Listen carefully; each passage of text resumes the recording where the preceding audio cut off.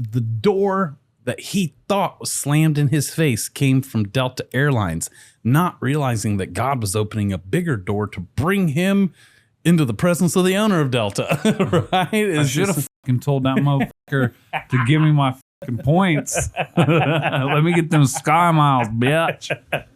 But oh my God, it was just amazing. And guys, I'm talking like the president and CEO of PayPal, of MasterCard, of Delta. I mean, the list just goes on and on. Senator Warnock, John Hope Bryan, like you said, Ambassador, Dr. Andrew Young was there.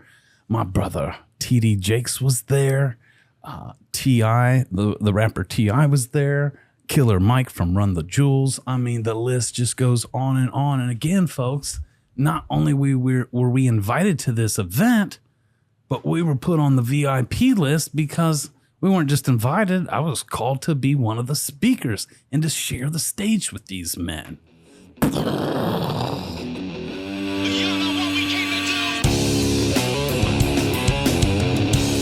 Hey, what's up, ladies and gentlemen? Are you ready for another edition of the Tattoo Guardians podcast? Do you like donuts, Matt? Yeah, I've tried them. I've tried them, yes. What else? Hey, what's up, ladies and gentlemen? Hey. Hey, what's up, ladies and gentlemen? Oh, my friend. So nice. So you know it's going to come after ladies and gentlemen, and then you throw it back. Hey, what's up, ladies and gentlemen? Hey, catch, throw back. Hey, what's up, ladies and gentlemen? Hip here coming to you with another edition of the Tattoo Guardians podcast. And on this week, do you like donuts? Have you ever had a psycho juggalo tell you you're going to make out with a preacher? Well, Matt has, so stay tuned for this episode of the Tattoo Guardians podcast. Hey, what's up, ladies and gentlemen? And it's me, Hip, here. Fuck Matt and fuck Mike and fuck Josh. This is my show now. Fire me, bitches. I'm 6'5". I'll fucking stomp down in your fucking basement and make my own fucking show. No, I'm just joking. Matt's with me. How are you? Hey. Oh, good. Oh, I was hoping you were joking. This is going to be real awkward since I am here. You got some grape juice? Yes. Nice. Mm-hmm. So Josh is out sick with COVID. This fucking dude can't get a break. Keep him in your thoughts and prayers. Yeah. And it looked like he had a fun trip in Mexico along with everybody. So yeah. That's awesome. He parasailed. Actually, you know what? I want to quit talking about what Josh did because when Josh gets back, he gets to share his fucking wins. How kind of you. Instead of me sharing them for him. But, you know, we all know, I think I shared last week with the great Mr. Mike Cierno-Yatsky. He was a guest on the show last week. Who? Mike S. Doesn't ring a bell. And last week, you know, I think I told everybody that I too, Carlton was in Mexico with like 40 other amazing tattoo artists from all over the globe. And the honor that I was invited to be there on that list, as were you. And, you know, last week on the show when Mike and you were in Puerto Rico at the Puerto Rico Tattoo Convention. Yep. With Rock and from Platinum Koi. And shout out to Yazzie and Fibs. Great show, guys, as always. Not really. I'm just kidding. I'm just like, I wasn't there. How do I know? Just play it. But anyways, I told everybody that you were going to Mexico too. Because that I was planning on it. And guys, I wanted to go, but my passport, you know, for passport reasons, I wasn't able to. Don't you know? You didn't have a passport. That was the reason they fucking exiled it. Or They lost it. Yeah. And then when they finally found it, then we were just out of time. But you were going to Mexico, so I felt bad I couldn't go. Mm-hmm. Guys, it was last Monday night, right after TBM. Then you called me and Mike and was bumming, almost stuck in the airport. And you called to say, now you're not going to Mexico, but somehow they messed your passport up. Yeah, they put my, so my birth date's in May and they put it in August. And really, I don't know. It's fucking weird. Well, for starters, it rained real bad, and we drove her car to the airport to meet my client, my buddy, his first time flying, which was cool. And it was raining and we missed our flight. TSA lines were like out the fucking door. There was over 1,000 people in the TSA line, so we missed our flight. And like being stuck in an airport when you're far away from home is kind of like a fun adventure. But when you can literally fucking leave the airport for like 3 or 4 hours and then come back to the airport and catch your flight, which we didn't do. But anyway, we got on it, got to Puerto Rico, and my fucking the car rental place was closed, so I couldn't get my car rental, and my tattoo equipment didn't show up. It was like in the fucking Bahamas or some shit. So I'm like, oh, this is gonna be like a whole customs thing, which it didn't end up being. I just had to come back to the airport when I got the rental car, then drove around and hung out for a little bit, and then went back to the airport and got my tattoo equipment. And then other than that, like everything was cool. The show went smooth. It was a great show this year, as always. Puerto Rico was great. I got to show Rock and his wife around. That was fun. We spent way too much money on cologne. I sent you a video of that. Mm-hmm. And the Airbnb we stayed in this time was different than the one that we usually. There's a lady there that I usually rent from, and I didn't rent from her. So we went to another place. And the night or the day we woke up to pack and get ready, and I walked out, and the entire living room was flooded.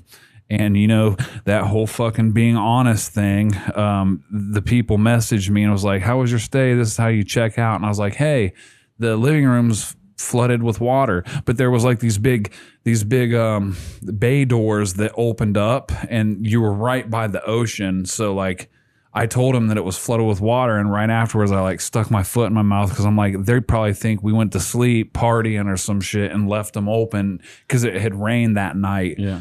But it was just, you know, it's been beat up by hurricanes and shit, so it just seeped in somehow. Yeah. But anyway, me and Megan ended up sweeping water up with a broom and a dustpan, and then dumping it into a cooler, then dumping that into the sink. So we actually got it cleaned up, and I let them know, and they're like, hey, no problem. So I'm like, cool, next step. Never been out the country. Early check-in on my app, and it tells me to like scan my passport. So I scan mine, and it keeps telling me like error. So I go in and I start filling it out manually, and it's like, this isn't matching the credentials. And I look real closely at my passport, my pass air, my air pass, and they have my birth date for August, and I was born in May, and I'm like, oh shit. So boom, I message American Airlines, and they're like, hey dude, no worries. And I got the receipts for this for our viewers if y'all want to see this shit. They were like, no worries, just go to the airport, and the fucking, what do they call him, fucking desk authority or desk agent will help you, and you'll be able to fly, no problem. So I'm like, sweet, all is well. Get to the airport, send my luggage through, and then the dude, and this is where I fucked up again with the honesty thing. The dude comes up to check. He's like, I need your passports. And I'm like, hey, I talked to your people in the app. They said to tell you that my birth date's wrong. And he was like, bro, we don't even look at birth dates. We look at your face, make sure this is you. Right. So he's like, so the next flight, just don't even say nothing. Right. And I was like, okay, cool. And he's like, you know what? Actually, let me ask my manager. So he goes back and asks his manager, and he's like, dude, we can't let you fly. We'll get fined if we let you fly. And like, I'm just fucking boiling because like I've already paid for the trip and everything. Mm-hmm. We're excited. My wife's never been out of the country. None of us have been to Mexico. So we're excited. Josh is there waiting on us. Nicole, their kids, a bunch of people from TBM, a bunch of people from Evergreen. A bunch of great friends. Yeah. And you're excited to go, and now all of a sudden someone's telling you can't because someone else made a clerical error on your deal. And you keep saying, I fucked up by being honest again. Right. And because like they're telling you, hey, if you wouldn't have said nothing. And I'm livid. So like I'm talking to the desk dude, and it isn't his fault. And I tell him, I'm like, look, dude, I know it's not your fault. I'm fucking hot right now. That a $1 billion company isn't willing to take a fine that's peanuts to them versus like the multiple thousands of dollars I'm losing by not being able to do this trip. And I was like, and then I stopped myself and I'm like, you know what? I guess it's my fault. I should have triple checked the passport, because I don't know for any of our listeners, if you fill out a passport, like you fill the information out, the desk clerk at the post office or wherever the fuck you go to get it done has you double check it. And then they check it, type it into a computer, and then they have you check that. Then you send your birth certificate and a bunch of other paperwork with the same exact information on it, only for it to come back and it's wrong. Yeah. So really it's the government's fault. But I didn't check the passport, so it's my fault. That's how I was looking at it. It was like, because I was pissed. I was trying to like, man, Megan opened up the mail. I should be pissed at her. Mm-hmm. And I'm like, well, that's not right. If this fucking dude's in front of me, he should feel my wrath. Well, that ain't right. And it kept pointing back at my bitch ass. And I'm like, if I would have just checked it. So I learned a very expensive and important lesson. Not to trust fucking no one and double check everything. So I'm like, he calls us all upset. He ain't going to Mexico. Well, look. So the people on the airlines early in the morning, I messaged them at like 9. I get to the airport at like 2. The dude at the desk, he tells me, he's like, man, if you would have fucking came in earlier or wrote us, mm-hmm. we would have sent you to the same day passport here in San Juan. And I'm like, oh, well, how convenient, because mm-hmm. they told me to come here and talk to you and just, I'd be cool to fly. Yeah, right. And so I was like, can I at least get into the States? And he was like, yeah, we'll let you fly to Charlotte. Now check it out. I could have went to Charlotte and then just fucking went and boarded my flight and everything. And this is a hard pill to swallow, but I didn't, because like now I'm stuck. Like if they ask me, I got to play or pretend, or I'm basically walking through this shit with a lie. Now I'm not going to get in any trouble or anything, but it's just the fact that it's on me and in me. It wouldn't sit well. Because you don't lie. Right. No matter what. Right. And if I do, I try to, fix it, because I'm not perfect, but I've just lied too much in the past. Now it just doesn't feel right. So I didn't do it. I stayed pissed. So I'm like, fuck this, rented a car in Charlotte, and then just started driving north. Megan. And so he calls me and Mike, bummed out, heartbroken, devastated. It was also, they had big plans to meet all our friends in Mexico. He'd already paid for the tickets, the trip. I mean, he's already $6,000 invested in the trip. It's their wedding anniversary. And Matt and Mike didn't even fucking message me the whole time, because and it's our getting together anniversary, not wedding. Okay. But they didn't even message me the whole time because they thought we were having a fucking blast, only for me to call and be like, yeah, right. Yep. And it was one of those old, they're devastated, heartbroken, all their plans out $6,000, stuck in Charlotte. And so he was so overflying, he's like, fuck it, I'm not even flying back home. I was done with airports, Done with airplanes, so now he's just driving home from Charlotte. No, I'm driving north. I don't know where the fuck I'm going at this point. I know, but on our phone call, you're planning on coming home. We were going to make a podcast. Yeah, yep. You know what I'm saying? So it's like, cool, we need a podcast again, blah, blah. So he's on his way home. And I'm like, yo, we'll talk to you tomorrow. You were in Charlotte. You were about to get a hotel, crash for the night, come all the rest of the way home the next day. Mm-hmm. Folks, don't you know, the next day I call Hip to see where he's at, if he's almost home, in case we want a podcast tonight. And I get on the phone with him. He's like, well, Matt, I kind of did a thing. I'm like, what's up? He's like, I decided to go to New York City. New York City? he ain't coming home. He's like, fuck it, let's go to New York. Right? But before that happened, and you guys have heard us talk about this before on the show, no matter what happens, and when shit doesn't go your way, and shit happens, it seems like it happens to you. Why'd this happen to Hip? Why'd somebody fuck up his passport? I can't believe this is happening to us. This is happening to me, right?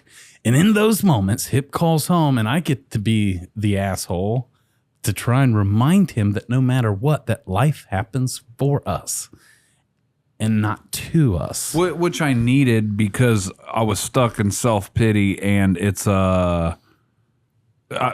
Listeners, believe me, I am completely aware that these are 100% luxury stresses. Like, it could be way worse. Yep. Right.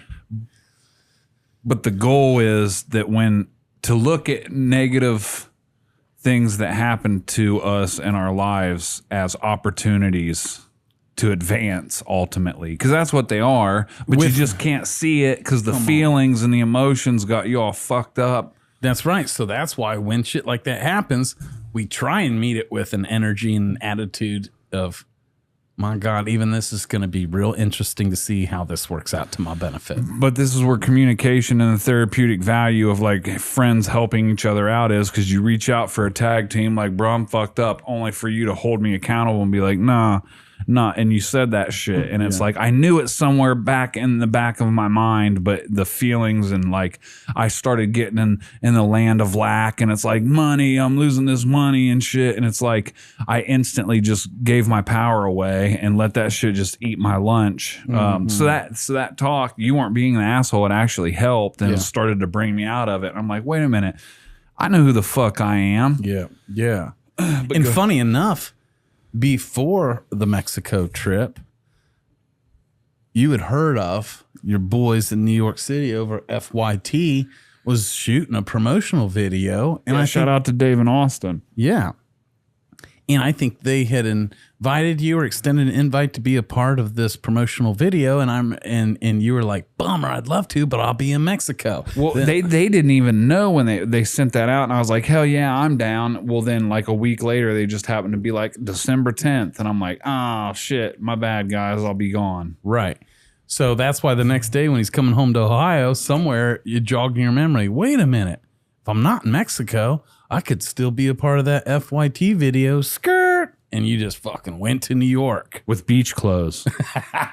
And 40-degree weather. Yeah. So that meant shopping spree. Yeah. So already we're starting to maybe see a little sprinkle of how life happens for you. Like, we didn't know why this was happening. I didn't even know why I wasn't in Mexico.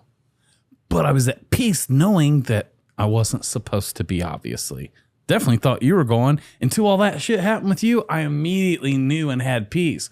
Obviously, you too, sir, are not supposed to be there. Now, in this moment of despair and pain and what seems like loss of money and time and opportunity, it's hard to see why you're not meant to be there, but it's evident and obvious that you're not. Wonder how this is going to work out to serve you. You know, looking back, one of my favorite quotes out of many is when I look back on my life and see every time I was being rejected, I was actually being redirected to something and someone so much better.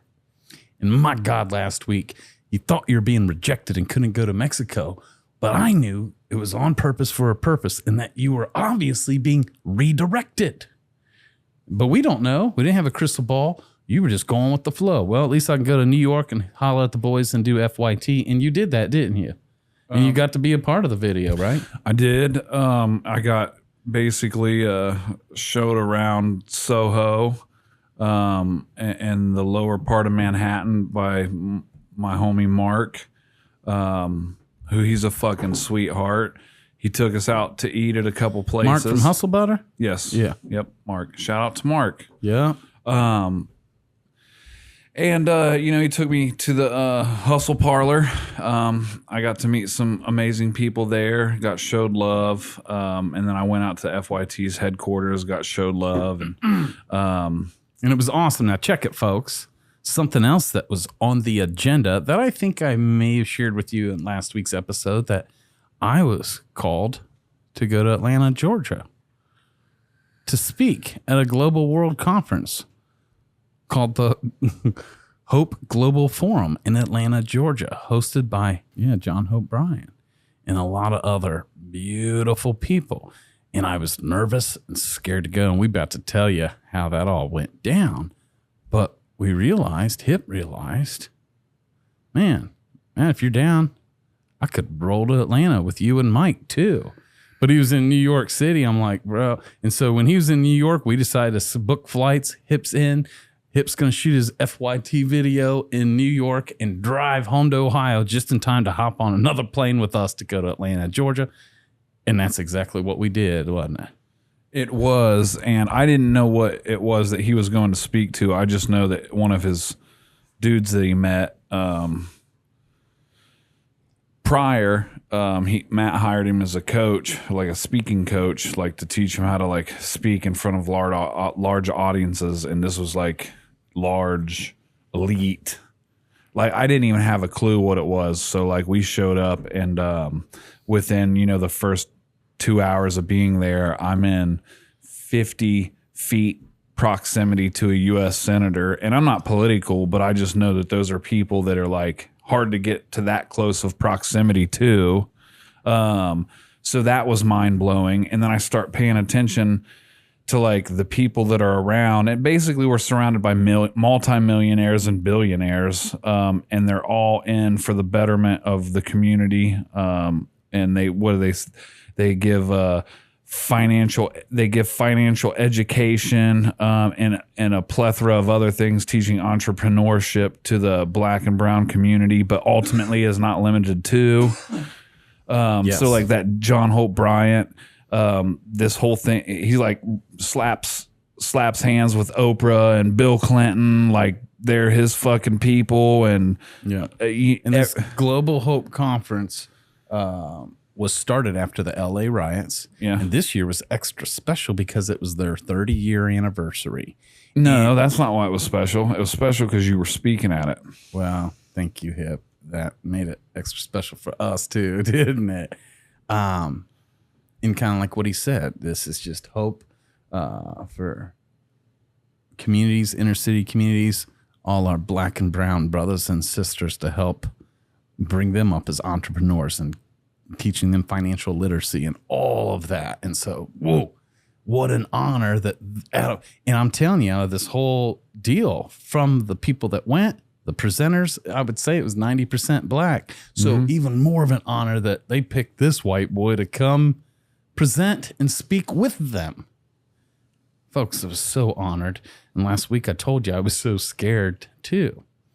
And Mike and Hip can attest to how true that was. Like, I was real scared and nervous, wasn't I? Yeah. Big time. Yep. But already, Hip, who thought he was supposed to be in Mexico, which I knew he wasn't, all of a sudden now gets to be in New York City, and now is coming to Atlanta with me and Mike, not knowing that all three of our lives are about to completely change. And one of the big things that just it had me a little bit of imposter syndrome, but I'm like, nah, fuck it, because like this is crazy. Was like, what was the gentleman's name that was the first Black mayor of Atlanta? Dr. Andrew Young, ambassador. Yeah. Dr. Andrew Young was Dr. Martin Luther King's right-hand man, the civil rights movement, all of it. Even the famous photo of when Martin Luther King was shot. It's Andrew Young standing there over his brother, pointing at the shooter, like. And Dr. Andrew Young's 90 years old, still alive, and was there too. So here I am, white boy from Ohio that's only heard. I know what Atlanta is. I'd been to Atlanta multiple times, but this time it hit a little different because there was like history to it. And the people in the history books that I read about back in school as a kid are now right there in front of me. Yes.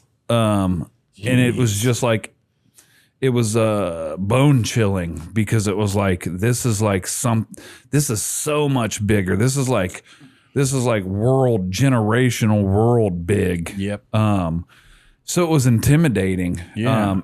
And I just had to be a fly on the wall. And it was beautiful because, yes, we can relate to like our dreams coming true and getting the opportunity and having to apply courage within our industry, the tattoo industry, over the years, getting to meet big dogs in the tattoo industry, rub shoulders with the elite of our industry, where it was scary, intimidating. The first time you met so-and-so. Some of these people are now your friends, but at one point it was intimidating. And we can tell stories of how lucky we've been to get into certain groups, rooms, arenas with badasses in the tattoo industry thinking, man, we up to big things, which is awesome. But this week, I took you out of the tattoo industry. We went global. Well, and I'm familiar with the tattoo industry, so it's still intimidating, still to this day, to meet my heroes and just new tattoo artists. Like in any of our listeners, like I'm intimidated and I'm always scared. But I know if we start a conversation, like how we're going to rap about it. If you want to talk about fucking cartridge needles or what machine I use, and we can go down that rabbit hole, and I'm comfortable. Here, I didn't know anything, but what I did do was being myself. And the weird fucking thing is like people fucking liked it. Yeah, they did. You know, folks, people love hip everywhere. And, you know, hip stands out. I guess I do too, almost wherever we go. But even the tattoo industry, you know, I mean, I don't fucking really stand out too much in the tattoo industry. But where we went, oh yeah, we stood out even though we were trying to blend in. I mean, I had my hair up, I was suited up, but we couldn't blend in even though we tried, right?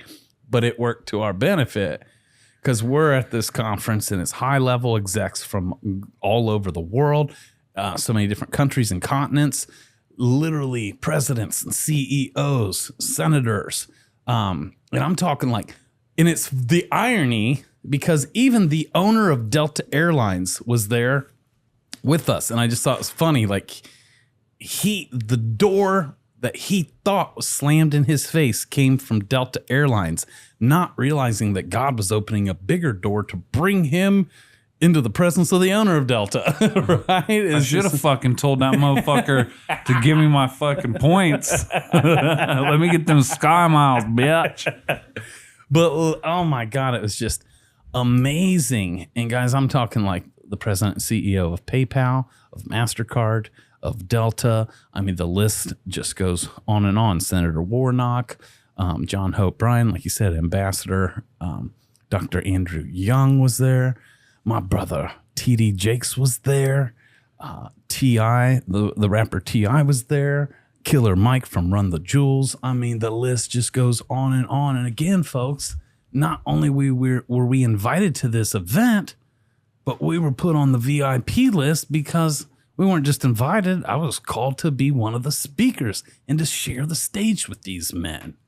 You know, and getting there, too, since I was a speaker, we were given, you know, VIP access, and there were like, you know, whether it was the luncheon or dinner, there were VIP dinners just for the speakers and elite. And so here we are, and I'm finding myself around such greatness.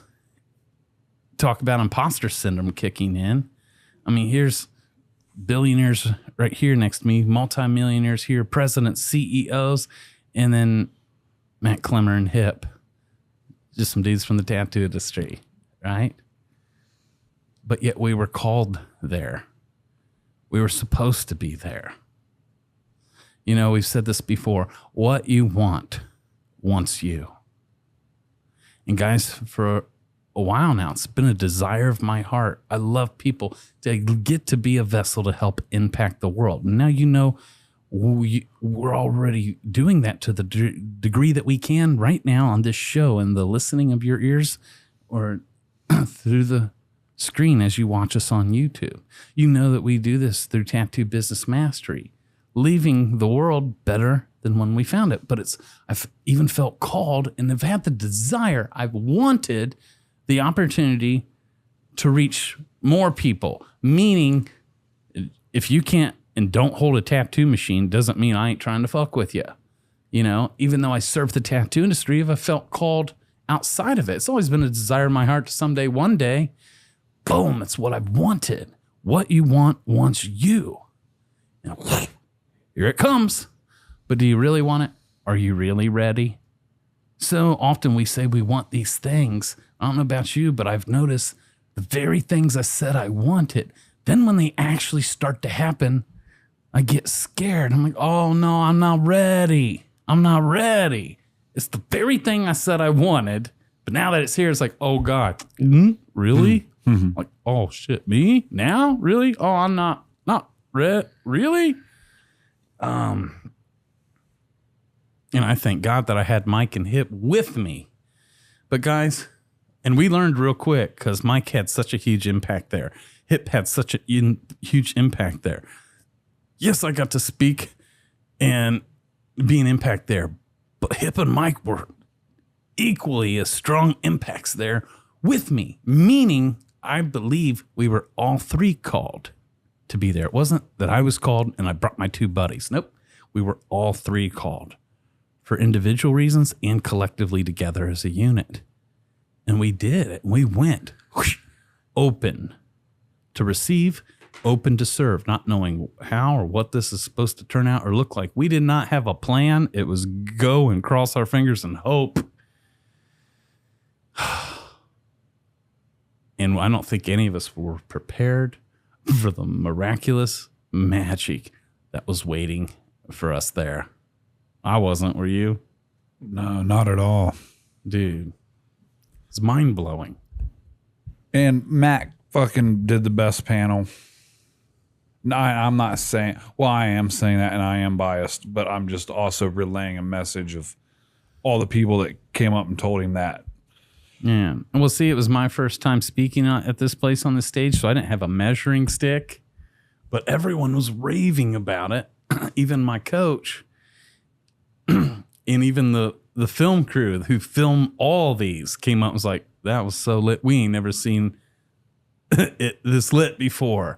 And afterwards we got bombarded the stage, and there was all these people wanting to come up and talk, give me their card, asked to work with me, wanting me to come speak at their event, whatever. But it was just brother and sister after another. And after we were in there, we were scheduled to be in there for an hour, and I think we were in there for 3 hours because of the line of people that wanted to talk afterwards. Mike says apparently, because I was such in the flow, like this is how I know I was just in the flow of being a vessel, where like I was so scared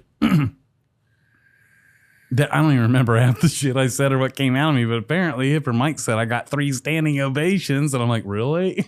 You know? Yeah. Oh my God. But it was such an honor. So golden and so beautiful. I'm left in awe and wonder that we got the opportunity, that I was scared. I faced my fear and got to go do it, and magic happened. Like in love attacks being hit from all sides. I mean, it was just absolutely insane. Like, I can't even put words to it. I think we're all still marinating on what the fuck really just happened. And we just got back in last night. It was worth every penny I lost. My for God. sure. My God. Because it's not only was it amazing and life-changing and such impact and refreshing and inspiring to us, like, and there were so many good lessons out of it, and then I want to share some with you right now. But we also have this sense that this is just the beginning, you know? Mm-hmm. But to get to be a part of something bigger than us, to help impact the world and touch and change, bring restoration to communities, and to really help our black and brown brothers and sisters. Come on, we all in, aren't we? Mm-hmm. What an honor that we get to, that we were chosen to,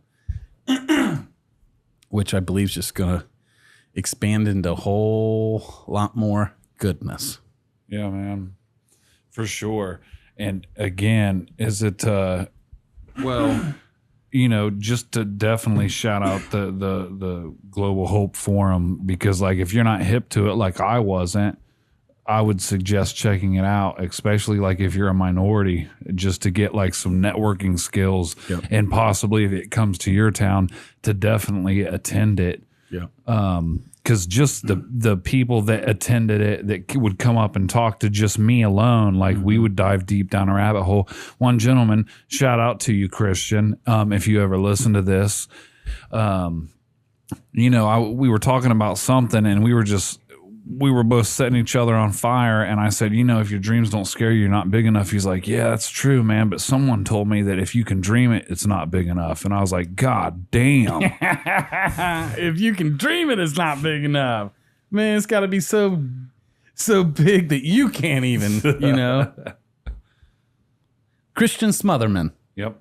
My God, what a golden And if brother. you check out his IG page, it looks like he does like a podcast. Really? Yeah, like I all bet. his stuff's him talking on a mic. Yeah. It's beautiful. And it was man. cool because, like, I don't know, you know, just talk to people. Like, I'm just try to be transparent and authentic and vulnerable. You know, I mean, Matt said we came like dressed up, but I mean, y'all know me. Like, I came in like some sweats. But he was all blacked out though, so he can still, you know. Yeah, well, I mean, I'm usually always blacked out, but for whatever reason, like the last fucking 4 episodes, I'm wearing this hoodie, and I swear this shit gets washed. No, we just batched all these in the same day, right? Oh my God. What you want wants you. For those of you who even know, and you've heard me mentioning before, is my good brother, Mr. T.D. Jakes. One of the most beautiful big black men that I know, and one of the most talented, most impactful preachers of our time. And I've always loved T.D. Jakes. And back in the 90s, and you guys have heard my story, but in the part of my story when I was wanting to turn over a new leaf, I had to cut off all my friends in that season. I locked myself in my own bedroom for almost like a year and did artwork and listened to T.D. Jakes. And that was the early seeds churning for my transformation. The seeds that T.D. Jakes planted in me years ago in the 90s have bared so much fruit over the years. And this man was going to be there. I was just in awe and wonder that he was going to be there. But since I'm a speaker and I'm in the green room, maybe I'll actually get to see him in person. And maybe I might even get to meet the man, right? So here's another lesson I learned. So I was scheduled to speak. It was the day I was scheduled to speak. And I was up in my hotel room, nervous and scared, like a scared little boy. And I'm sitting there, and something on the inside of me tells me, Matt, even though it's not time for me to take stage yet, go ahead and go down there to the green room right now. And I didn't heed my inner voice because I was too scared. I don't want to go down there. I don't even want to do this. I'm so scared, but I'm not going down until it's time for me to just walk right up on stage. I don't want to get there and get nervous and be in this waiting room, whatever. So I stayed cowardly, hiding in the cave like Gideon in my hotel room. Well, it was time to go, so, I suited up and walked down. And when I walked down, I was going to the green room. MSNBC had a booth there, and their cameras up, and they were interviewing T.D. Jakes. I'm like, well, there he is right there. And I just looking for a minute. I'm like, oh, my God. I'm like 10 feet from him. Like, whew, there's my brother. He's real. And then I walk into the green room. I'm all nervous. Right when I walk in and I meet my other brothers in the green room, they're like, Matt, you missed it, man. You should have been down here a few minutes ago. T.D. Jakes was just in here. We all met him and took our picture with him. And I immediately was like, fuck. I was like, bummer. I should have listened to the call that told me. Brothers and sisters, the lesson out of this moment right now is there's things you want to happen in your life. There's things you wish or dream about that can't even manifest in your life if you're not willing to show up. There's things that you want. There's things that you want to do that can't even happen unless you show up. Now, so many of us don't even show up because we're scared like I was, or because we've already decided, nah, that can't happen. Who am I? That ain't gonna happen. Like you don't even really believe in the thing that you say you want. You don't really believe that it could actually happen. What you want wants you, but do you really want it? And are you really ready? Do you really believe that it could actually happen for you? Like right now? Act as if. But most of us act as if it ain't really possible. And so there you have it. That will be true for you. So I was bummed. I was called to show up sooner, not knowing why. That's the other thing. When you're led by your inner voice, you don't get the whole plan and the map and the layout of here's why you should obey and this is all going to work out here. No, you just are led. It's a guide, your internal guide. The Spirit's a gentleman. He doesn't push, he leads. He doesn't shove, he guides. You get invited. Hey, Matt, come on down to the green room now. Nah, fuck it. I'm not showing up. I'm too scared. I know I want to meet T.D Jakes and shit, but that's probably going to happen. I'm just, But I robbed myself of even the opportunity because I didn't show up. Right? So now I'm in the green room, and this is like 20 minutes before I'm supposed to go on and speak, trying to let go of feeling defeated that I didn't trust my inner voice. And out of all the great experiences here and people here, the one man I'd love to have met, I supposedly just missed my opportunity. I had to let that go. And I did. Yep, lesson learned. If there's ever another chance for me to meet T.D Jakes, I'll obey next time. Right? Guys, it was about 5 minutes later after Mr. Jakes finished his interview with whatever network was interviewing him at the time. Here he come walking back in the green room. Now, T.D. Jakes, everywhere he went, there's an entourage coming in the green room, so all the people stayed out, but he still had an entourage around him. Even in the green room, people like me wanted a moment of his time, but I know what that's like in my world. Everyone's like, Matt, so I wasn't going to be the dude to run up and be like, T.D. Jakes, me, right? Even though it was a desire in my heart to get to have an encounter with him, I also knew I wasn't going to whatever, And guys, I still can't explain this to this moment. When he came through and he had an entourage of people around him, and I'm standing over on the side by myself, T.D. Jakes sees me. And when I say he sees me, he saw me in the spirit. And he came up to me and grabbed my hands and called me his brother.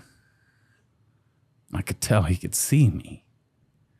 And he said, "How are you, my brother?" And we held hands.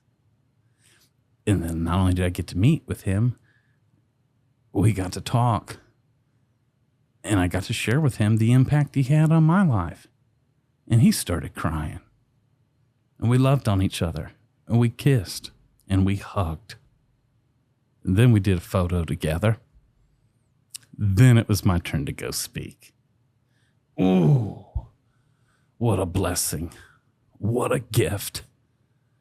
And what a gift of a second chance I got. After I just learned the lesson, boom, it's like I got a second chance. And I still was given the gift of not only to meet the brother and to meet the man, but to actually really talk with him and exchange spiritually in our souls and our life. I got to honor him as he honored me. And it was fucking beautiful.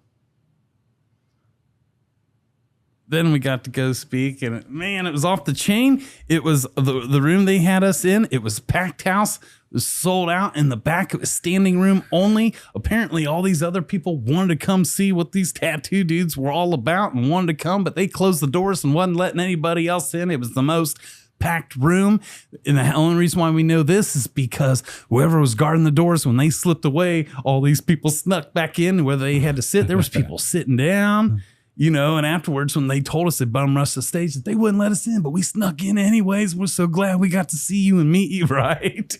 It was insane.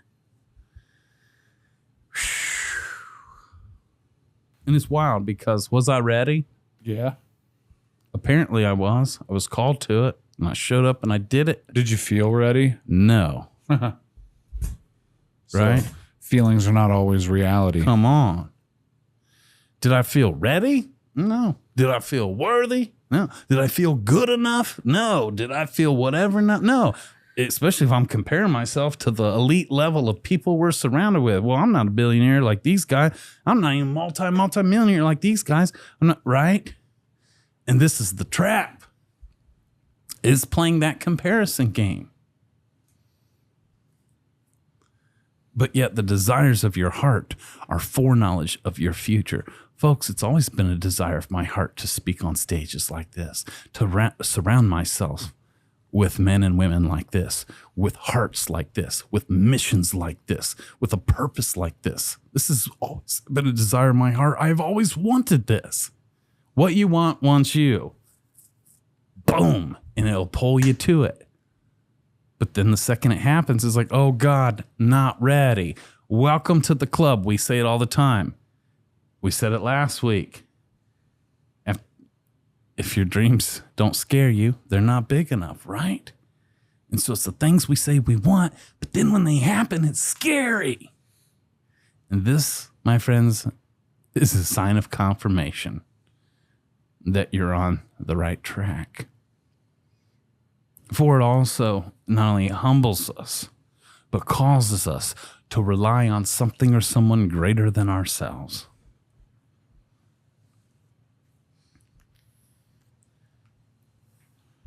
So is that it?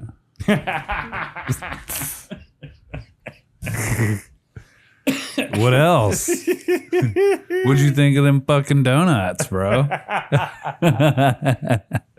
Yeah, late night in a hotel room.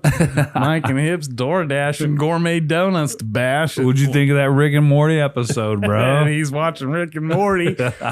We're scheduled to go speak to the world, and we're in the hotel room. He's all spread out watching Rick and Morty with like a jelly donut on his belly, eating some bacon and butterscotch.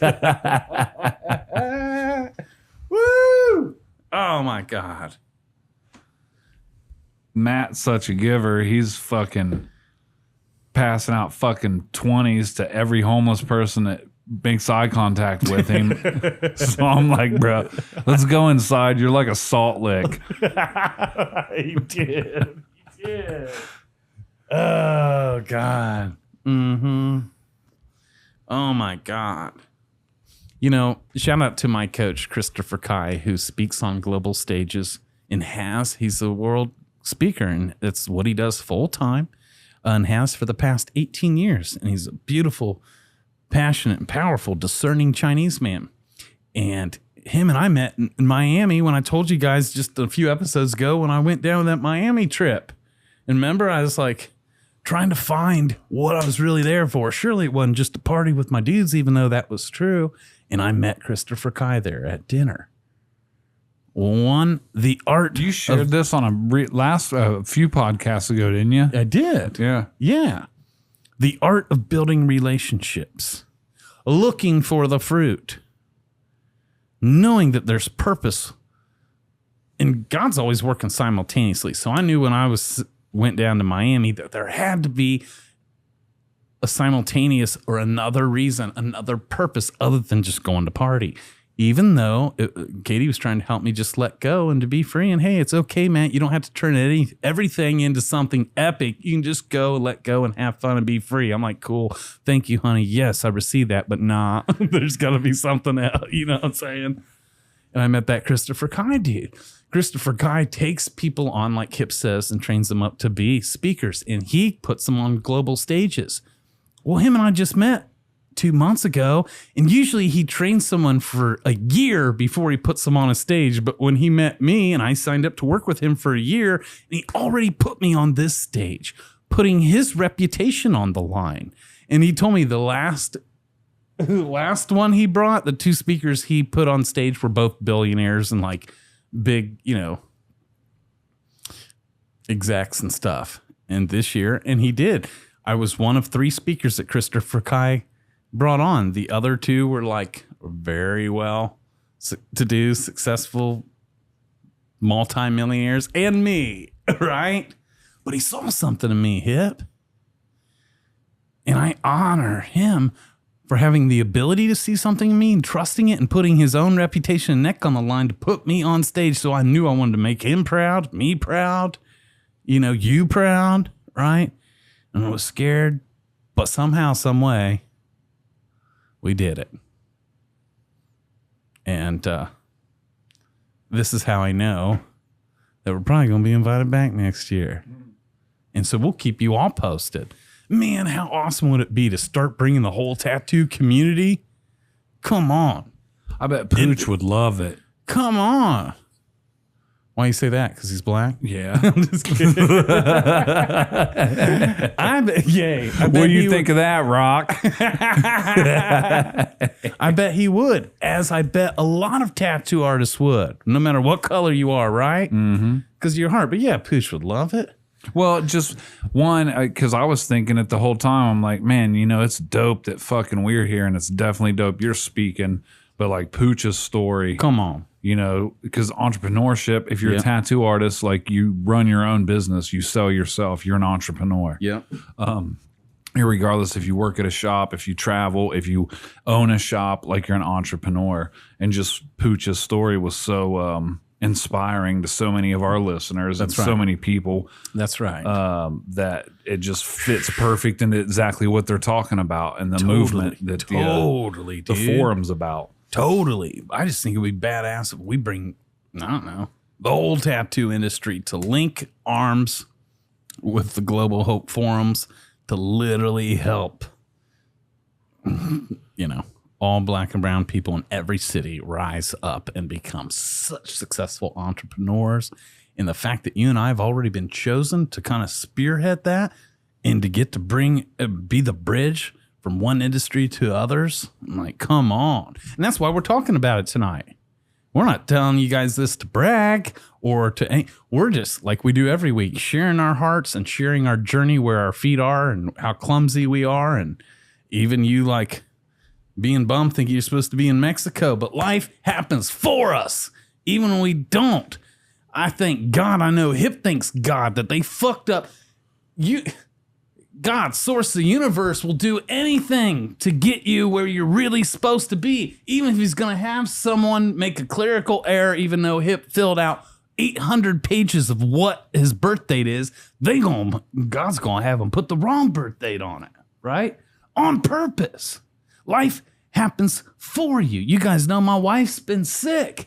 Life happens for you. We don't know why. It's going to be real interesting to see how this all works out to our benefit, but I've been through enough to know, to trust the process and know that it's bigger than us.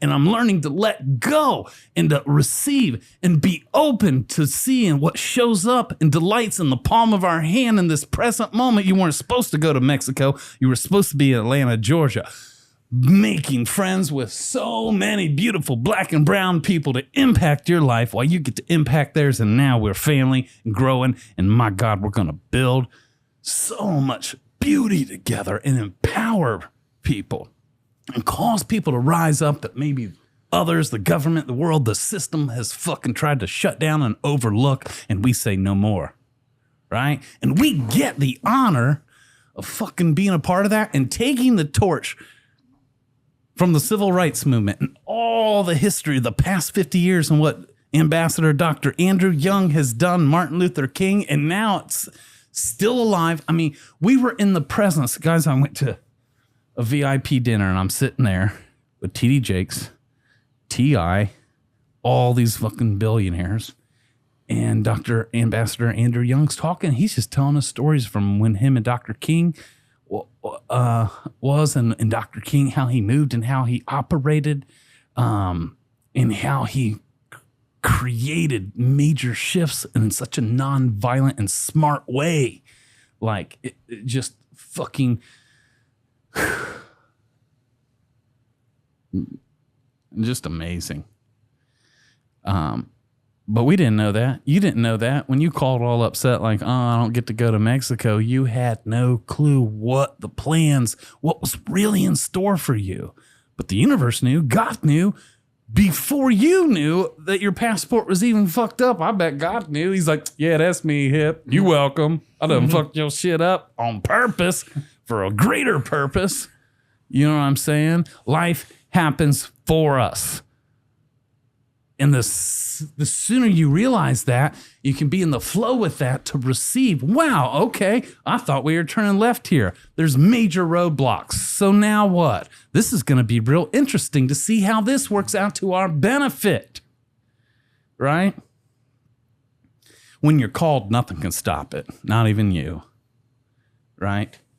And I'm just so honored that despite all of our flaws, all of our imperfections, all the areas where I still lack character, all the times I fall out of integrity, all of my imperfections. Welcome to the human experience, that there's grace, that there's mercy, and that you still are worthy to walk in the best version of you and to get to unfold and remain true to the path that your heart cries that's called out to you. But are you really ready? Are you really living as if it could actually happen? Because if so, get ready. Your success is inevitable. And it will happen. And if you're like me, it'll scare the hell out of you. You know? Jeez, dude. If you can dream it, it's not big enough. Come on, man. And we've been through so much. He's over here. I can tell you're tired as hell, boy. And just so our listeners know, it's 1:11 right now. It's 1:11 a.m. Guys, we never record this late. That's crazy. You just looked and it said that. Man, I just fucking feel bad now because Mike's been like keeping us informed of our stats and how we're doing, and like with the videos and stuff that are going viral. And like right when I pulled up, I was going to go live on Instagram just to like shout out all the listeners and my friends and everybody. And just to let them know that fucking we usually record yesterday, but we weren't here yesterday. And, you know, I got back on my regiment, which is like getting up at 5 and working out, and fucking, I ain't doing it tomorrow, but it's worth it because like we don't have a cushion. So we had to record something in order for something to drop this Monday. Yeah. So I was just going to go on there and kind of show y'all like what I was about to do tonight, and just tell you how much I appreciate you for like subscribing and liking and buying us coffee. And I just appreciate you because like it's getting bigger than what I thought it was going to get. Mm-hmm. Yeah. Big time. You started this out by saying you feel bad because you didn't go live. I didn't go. I just remembered it as soon as you were talking about like the time. I was like, fuck. Well, like, here's the thing, because this don't air till Monday, and right now it's Wednesday, or it's technically Thursday. So you've got 4 more days to go live even before this episode airs. I might do it when I go out to the car. Okay, yeah, dude. While you're driving home in the dark at 2 a.m. The dark time. At midnight 30. Mike, is there anything that you want to share? Any takeaways that you got from this trip, or what'd you think of them donuts, bro? Lessons you learned? Yeah, those donuts slapped. Yeah. No, just as always, it's just an honor to be a part of both your guys' lives, and just to see what amazing people are attracted to both of you guys, us. Mm-hmm. Like it's a true blessing. My God. In every sense of the word. It really is. And it made my heart smile because, you know, obviously you guys saw I was like pretty much bombarded most of the time. There was not only whoever I was talking to, but people standing on deck to talk to me next, right? But it made my heart smile because every time I turned to look, check in, see where you're at and what you're up to, or to see where you're at and what you're up to, you guys were also bombarded and talking to people too. And it was just fucking golden, you know? And that's why I just feel like the 3 of us were called there to build relationships together. And it was a huge honor. All of our new brothers and sisters that we met at the Hope Global Forum, we love you. You really enriched our lives. You really blessed me more than you know. So many of them were shocked, and so many of them were talking about, you know, not only the message that I spoke from stage, but even now getting to talk to me afterwards, like our humility. They were shocked how humble I am and how humble you are, like, you know, because they're used to once people are on that level, speaking on them stages, are untouchable. And the fact that we'd walk out on purpose to like meet and talk with more people, because that's what we do. They were like grateful and mind blown and telling me like, man, you know what I'm saying? Which blew my mind, but it's weird how people could put you on a pedestal. And then when I told them like, nah, like this is my first time. I've never done this. Their minds were blown like, this was your first time. I'm like, yeah, you've ever. They're like, couldn't believe it. You know, like, man, we thought you'd been doing this shit, boy, you know. But all of you, so many beautiful golden hearts, world changers, movers, shakers, entrepreneurs, visionaries. Oh my God. That happen to have black and brown skin. I'm so honored to be your brother. I'm so honored for the opportunity to build with you, to support you, whatever I can do to help. Let's go. You guys really touched us. Thank you for receiving us. Thank you for loving us. Thank you for loving me. And boy, I love y'all.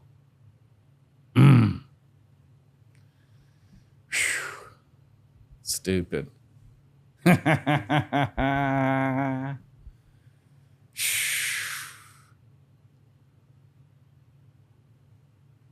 But yeah, Mike, is there a certain moment that like really fucking blessed you? I know I'm just putting you on the spot, but like a certain moment that just really, I mean, because the whole thing was like, whoa, you know?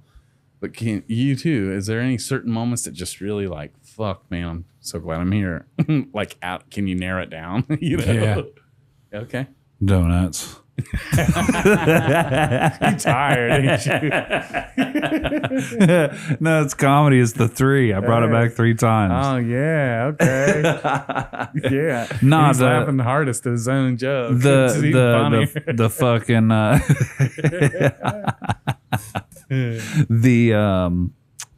when everybody was like saying amen when you were sharing and talking on things and making jokes and like just the flow of it, that was probably the best part. Man, dude. Yeah. That's awesome. People were saying amen when I was talking. Yeah, giving you the fist, man, in the back. Yep. My God. What about you, Mike? That fucking jerk sandwich. He's tired and hungry. Yeah, I mean, I'd never seen that Rick and Morty episode. That was pretty dope. Oh man, that's a good one. That's from the new season too. Yeah. It's No, nice for real, hotel though. rooms. For real though, yeah, like similar to Hips, like just to see how we were received, like after you shared, just to see the room explode, like that standing ovation, and then afterward, and then just getting to be a fly on the wall to hear your guys' conversations and like, you know, chime in when, you know, I feel called, and I don't know, it's just mind blowing, like the entire experience. Yes. Well, and it just was better because like once I found out like the people, like when that senator was on stage and I'm like, what the fuck, dude? He's talking about Senator Warnock, y'all. Go ahead. Yeah, I always forget his last name, so I ain't even gonna try to like pretend like I remember it because I'm not into politics. But I just know that that's an important. Those are like people that like they fucking ride off in armored SUVs and shit. Yeah. And he was a golden brother. His heart was gold. Yep. Yep. So like once I seen that and I was like, how in the fuck? This is crazy. And then, you know, there's pictures of John Hope Bryant like hanging out with Oprah, and then you look over here and he's hanging out with Bill Clinton, and it's like, you know, again, I ain't into politics, but that's a fucking president. You know, I've never Yeah. And then an hour later, I'm sitting with him at dinner. right. You know, it's just mind blowing. You know, guys, 2 years ago, I ran into a psychic shaman who came up to me and he was like, "Matt, I just saw into your future. Can I give you a word?" I'm like, "Brother, say it. Come on. What you got?" And he was like, almost give me a heads up and warning. "Matt, in the coming years, so much is going to change in your life. You're going to get to fulfill a lot of prophecy and a lot of dreams that you felt called to and have desired and been preparing for your whole life. But I want to let you know right now, you are going to find yourself in rooms, in circles, at tables, surrounded by such greatness and elites of the world. You are going to wonder, why me? How did I get here? Who am I to have a seat at this table, man? I'm just telling you right now, it's coming. Get ready. And when you feel like that, just know you're meant to be there. That's why you have a seat at that table. So just let go and bask in it, receive. You ain't got to be nobody but you. And you're supposed to be there. You're called to be there. And he told me that 2 years ago. And I thought, that sounds cool. Hey, that That tickled my ears. Here, let me give you some money. Thanks for the happy words. Deep skipped off. You know what I'm saying? You went back to your drum circle. I'll let some non-champa. Let me go blow some glass. No, but anyways, which I don't do any of that. I just look like the dude. But that word has come true, and it was his words were ringing in my ears. I had to hang on to that because like every 10 minutes, I found myself at a table in a scenario with certain men. It's like, oh my God, how did I get here? Boom. It was prophesied. I was told that I was going to be here and that I'm supposed to be, right? What you want wants you. But are you really ready? And can you ever really be ready? Right? This is the dance. This is the fun. Stepping out of your comfort zone to where it scares the hell out of you is living. It's living life to the fullest. And that's what I want for all of you. To not give up on your dreams and to live as if they're actually happening. You're worthy. And you've got the goods. And the desires of your heart have been given to you specifically for you, on purpose, for a reason, right now in this season of your life. You know, scripture said God gives us the desires of our heart. And so many people take that out of context, thinking if you pray and ask long enough, he'll give you the thing. No, where do you think the desire came from in the first place? It's already on the inside of you. You were given that desire. That alone is the evidence and the proof that you were meant to have and do and be the thing, or else you wouldn't have the desire within you to have it and do it and to be it. And what did Christians say? If you can see it, it ain't even big enough. Right? Dream it or see it. Yeah. Whew. Right now, this is one of those episodes I wish we could go live and just take callers right now. You know? Questions. What do you want to know about? What else cool shit happened? You know? Yeah, what was that donut shop Hip and Mike were talking about? Damn. It's a fourth time. We're trying to talk about one of the greatest experiences of our lives, and he's talking about donuts.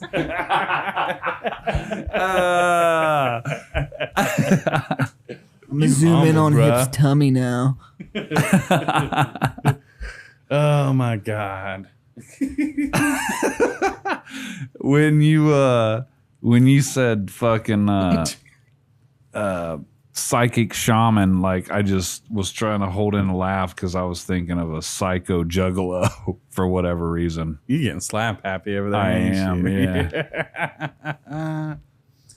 Oh. But I'm doing it for you, listeners. Yeah. Thank you. And since we have no cushion, we actually have to air this. And I'm a comic relief, so it's just making it funny for the people that are like, whatever. If you feel like, whatever, you don't fit in, you don't belong, you're not good enough, you could never, whatever, stories you fucking tell yourself. How's it been working out for you? We as human beings are meaning-making machines. We make all this shit mean things that they do not. And then on top of that meaning that you've attached to your own experiences, then you write stories about you and act as if they're true. They're not. This is a big part of TBM where we help break them off of you. Limiting beliefs, stories you carry about you that aren't true, that no longer serve you and never have. Right? This is why, yes, Hip and I are coaches for Tattoo Business Mastery. This is also why I have coaches too. All right? Because we're always learning, we're always growing, and we always need someone in our life to help remind us of who we truly are to help us break our limiting beliefs, shatter all our false stories, and to help us really step into living the fullest life, our abundant life, stepping into the truest version of you. And I'm talking to all of you, especially you tattooers, all of you listeners. So many people. I remember, when we went to Landmark, and one thing they asked the whole audience, who here's the black sheep in your family? Guess how many hands raised? Every fucking one. Right? Everyone thinks like, oh, I'm the black sheep. Oh, people don't get me. Oh, I'm not, whatever. Welcome to the human experience. So now what?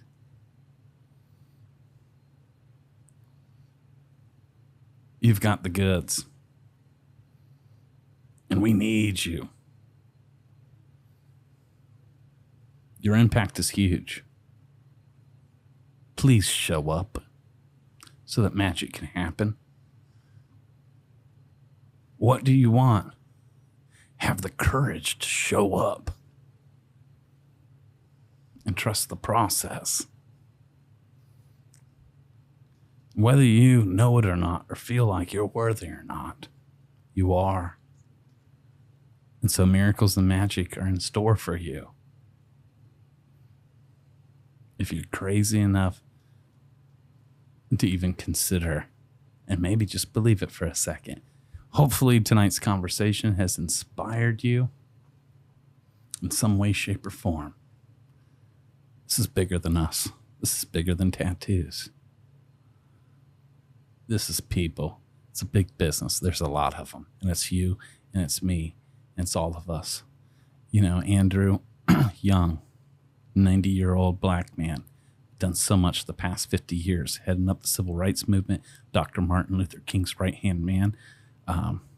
He's the one that brought Delta Airlines to Atlanta. He's the one that brought the Olympics to Atlanta. He was the mayor of Atlanta. I mean, the list just goes on and on. And he was standing up the other night talking in front of a room of us. And this was a private VIP dinner after the whole thing. So it was a smaller room. I think there were 6 tables, and it was all like billionaires, presidents, senators, CEOs, T.D. Jakes, T.I., and me. Right? And it was a mix of almost every culture and every country there. And he was reminded of the story in the Bible of Joseph with the coat of many colors, and how Joseph's own brothers turned on him and sold him into slavery, which sent Joseph into Pharaoh's quarters. Well, God had other plans, big plans, and he used Joseph to save all of Egypt. Now, fast forward years later, Joseph's brother. Now, Joseph is like running shit in the whole Middle East. And here comes Joseph's brothers, starving, hungry, begging for food. Instead of Joseph like turning them away to get payback on them, he welcomed them in, he embraced them, and he thanked them because he knew that God used them in their betrayal to send him into his destiny to help save all of Egypt. And Dr. Andrew Young looked out amongst all of us and said, I believe that's us here today, that we are like Joseph's coat of many colors, and that we'll all do all right as long as we come together like this. You are here for a reason, on purpose, and we need you. Will the real you please stand up and start living as if the desires of your heart are meant to come true? I promise you. They're supposed to, and they will. Love you all. Thank you for listening to the Tattoo Guardians podcast show with us faithfully every week. We're going to continue to serve you with our whole heart and be beautifully and vulnerably clumsy, sharing this journey with you along the way, and the lessons and the takeaways that we get and receive. We're going to show up here every week and share them with you. We love you all. Thank you for your support. Hello, all you new subscribers. Thank you. Hello, all you new black and brown friends, subscribers here on the show. We love you. Thank you. Of course, of always, yes, like, comment, share. We want to get this message out to the whole world. And your messages to us, we're really grateful for them. Thank you, each and every one of you. Till next week. See y'all.